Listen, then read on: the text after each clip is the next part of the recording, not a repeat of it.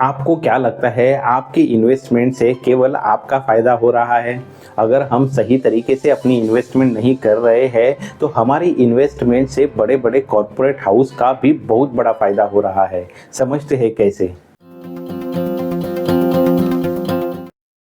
हमारे लिए इन्वेस्टमेंट के क्या स्टेप्स है? कुछ ज़्यादा कॉम्प्लिकेटेड ये काम है नहीं। क्या है, हमें हमारा गोल डिसाइड करना है, उसके लिए कितना समय लगने वाला है वो डिसाइड करना है। बाद में लार्ज कैप, मिड कैप या स्मॉल कैप इस तरीके से डाइवर्सिफिकेशन करके हमारे टाइम अनुसार हमें हमारे म्यूचुअल फंड जो भी है, जो लंबे समय के लिए अच्छा परफॉर्म कर रहे हैं उनको चुनना है और उसके बाद इन्वेस्टमेंट शुरू कर देनी है।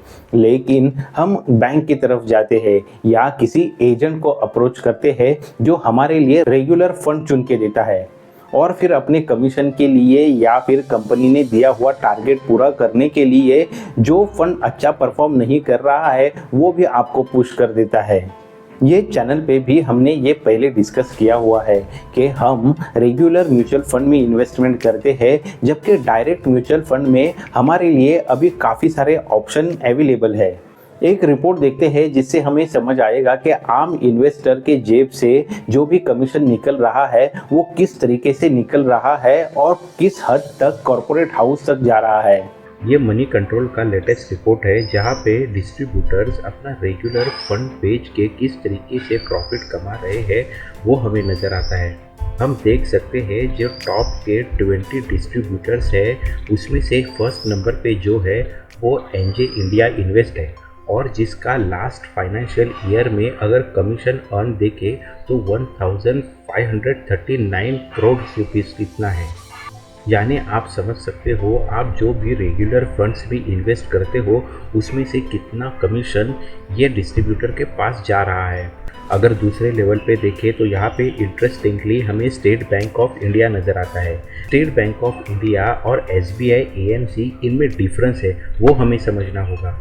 स्टेट बैंक ऑफ इंडिया उसके एसबीआई एएमसी के म्यूचुअल फंड बेचता है लेकिन उसी के ऊपर कमीशन भी चार्ज करता है और उसी से जो कमीशन मिलता है वो ये फाइनेंशियल ईयर 2023-24 में 905 करोड़ इतना है।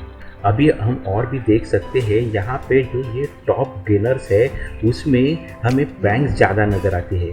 जो भी इन्वेस्टर्स होते हैं वो नई इन्वेस्टमेंट शुरू करने की सोचते हैं तो उनको पहले तो बैंक नज़र आता है और अगर बैंक में हम जाते हैं तो वो हमें रेगुलर फंड्स पुश करते हैं। जबकि अभी काफ़ी सारे मोबाइल ऐप्स हो या म्यूचुअल फंड एएमसी के डायरेक्ट पोर्टल पे जाके भी हम डायरेक्ट इन्वेस्टमेंट कर सकते हैं जिससे कोई भी कमीशन न देते हुए हम हमारी इन्वेस्टमेंट खुद कर सकते हैं।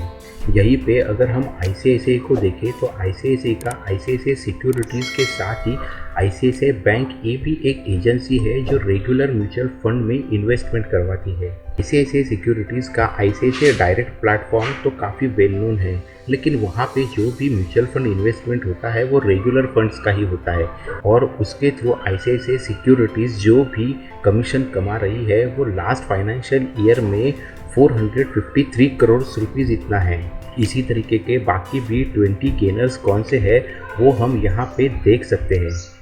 सेबी का तो ये रूल भी है कि जो भी कमीशन है वो रेगुलर फंड में 2% के नीचे रहे, लेकिन उसके बावजूद भी काफ़ी सारे फंड्स हैं जो उससे ज़्यादा अपने लिए कमीशन चार्ज कर रहे हैं।